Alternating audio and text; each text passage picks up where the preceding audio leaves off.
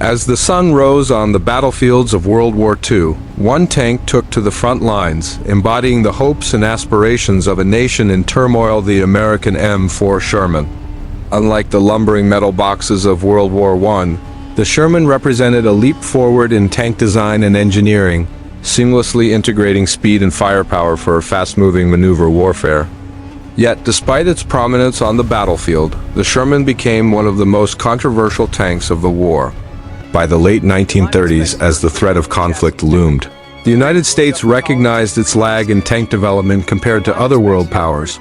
Enter the M2 and M3 tanks, designed hastily in response to global tensions. While the M3 played a vital role in early combat, it revealed critical design flaws that needed addressing. Thus, the blueprint for the M4 Sherman emerged in early 1941, an innovative design that sought to rectify shortcomings, paving the way for a new era in armored warfare. From mass production to adaptations for various combat roles, the Sherman quickly became an icon, with nearly 50,000 units built. It would serve not only as the backbone of the American armored forces, but would also see use among allies and even adversaries. Yet, the tale of the Sherman isn't just one of triumph. It's also marred by its struggles against more powerful German tanks like the Panther and Tiger. Many have argued that it lacked the firepower to compete with these heavyweights, an idea that has fueled its controversial reputation throughout history. But in truth, the Sherman was designed for versatility, not destruction. It was a general-purpose tank, proving effective against infantry fortifications and artillery, with capabilities honed for real-world battlefield conditions.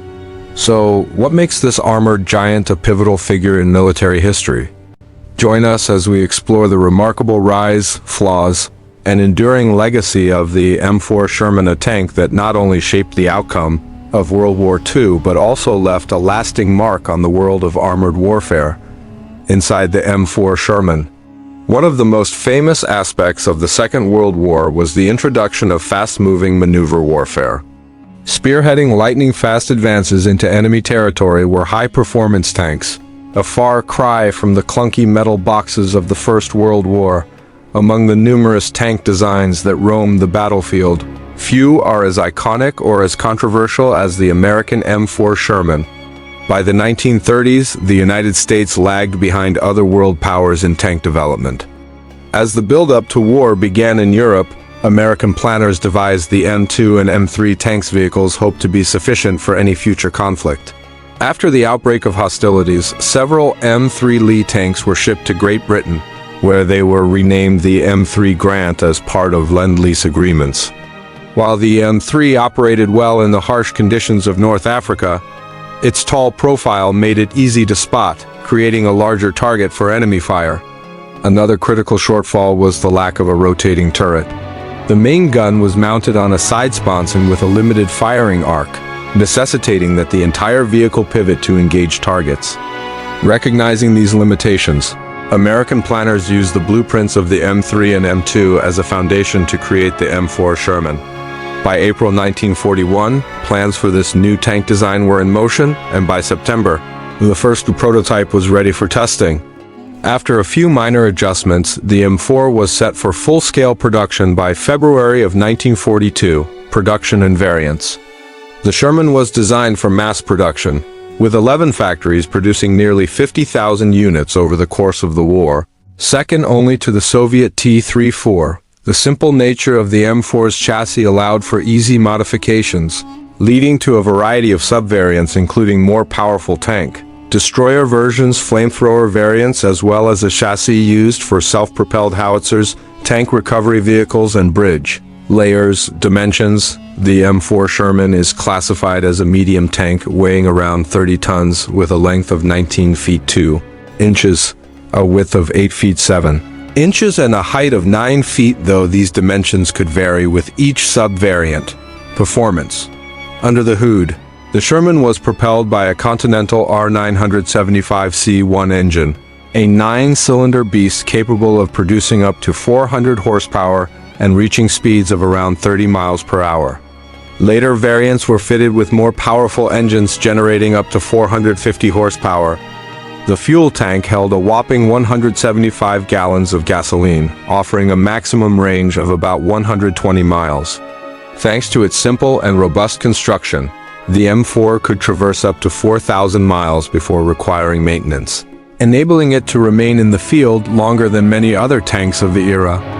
When repairs were necessary, the straightforward design allowed crews to perform basic repairs themselves without the need for specialized equipment or mechanics. Crew. Inside the Sherman, the crew comprised 5 men: the commander, driver, co-driver, who also operated a machine gun, gunner, and loader.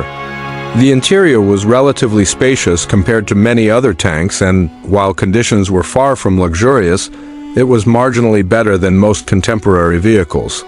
Access came from 4 hatches, 2 located on the hull's front, another on the turret's top, and an escape hatch in the floor behind the driver's seat, allowing the crew to abandon the vehicle in emergencies. Vision was originally provided by a vision slot but was later replaced by a periscope, offering the crew a limited field of view. Commanders often resorted to sticking their heads out of the turret for a better perspective, making them vulnerable to enemy fire. Verbal commands were given over the intercom system, while experienced crews often used non-verbal cues to save time, such as the loader tapping the gunner's foot to indicate a loaded gun. The M4 Sherman was the backbone of Allied armored forces during World War II, protected by up to 3 inches of steel armor. Its design balanced protection with speed and maneuverability. While early models featured a rounded cast steel hull, later versions were welded for efficiency. As the war progressed and German tanks grew more formidable, the Sherman's armor was thickened to meet the challenge. Crews often took matters into their own hands, adding sandbags and spare links for extra protection, despite official prohibitions.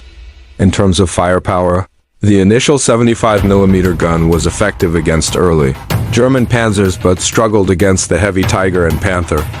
This led to the development of the 76mm gun and the formidable Firefly variant.